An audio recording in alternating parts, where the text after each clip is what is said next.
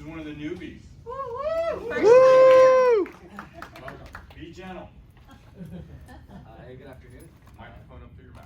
Good afternoon. Phil Taggart with Kidder Matthews, Portland, Oregon. Specialize in investment sales with a specialty in office. So today we have an offering. It is these two buildings right here. It's called the Grand Stable and Carriage Building. It is, I know you guys probably hear this a lot, but it is on a Main and Main location, downtown Portland. It is in the heart of the Central Business District. It is on 2nd Street. So it's a fully leased building.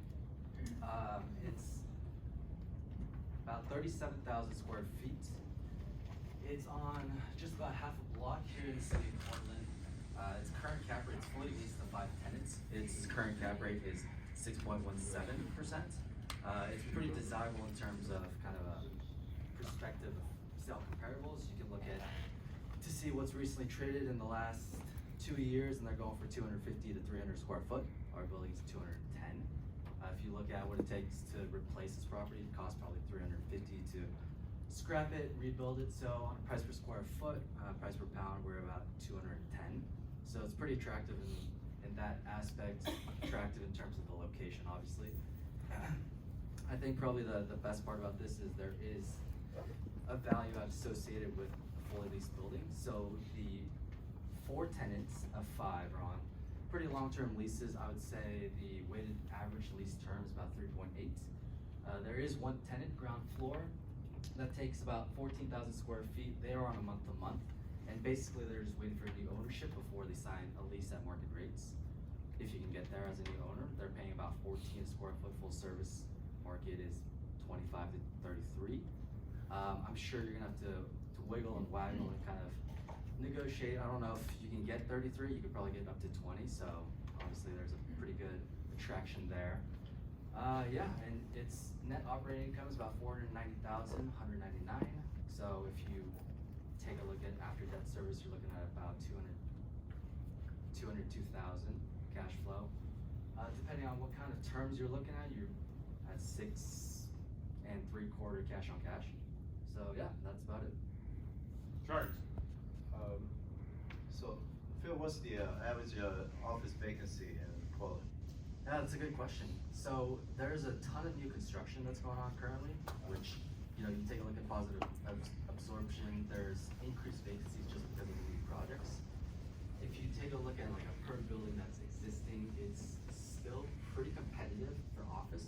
Class A, which this is, you're looking at 6.5% vacancy. 6.5%. That's pretty good. Yeah, it's So I'm sure there's something up to date of this building. So yeah, it's the only challenge really is the URM. So there's this new thing that's going on in the city of Portland where we're supposed to have an earthquake like every 300 to 400 years. It's been 800 years since the last earthquake. So the entire city is going through this process where if an earthquake happens, what does your building do? You know, how's it going to survive? So there's URM requirements. Apart from basically cracking down the building and building a new one, the only thing you can do is tie the parapets to the building itself, tie the facade to the building, which has been done, but there's URM uncertainty, which kind of makes some people a little bit wary. And I think the only other thing really is it's a tweener. It's just over kind of the private investor real estate money, and it's under institutional. Sorry. Oh, sorry, unreinforced masonry building. URM. Is the tenant on the first floors are the office? They're a combination. It's a furnishing shop, so they have a showroom in the basement. They have kind of retail aspect, but it is like an office. It is, but it could be turned into retail if you wanted to. Yes. And where's the parking in this area? There really isn't. There's street all parking. street parking? Mhm. Well, I mean, one thing before I pass the mic, I mean, it is a very nice building. I think that you should. It's great that you're here and utilize the AREAA platform, and you could also on the forum on the AREAA Facebook put up your requirement and really network within the individuals of the room. And she's willing to help you with what she just said, right? Yes, of course, of course. So would you throw in your commission to put some equity in this property?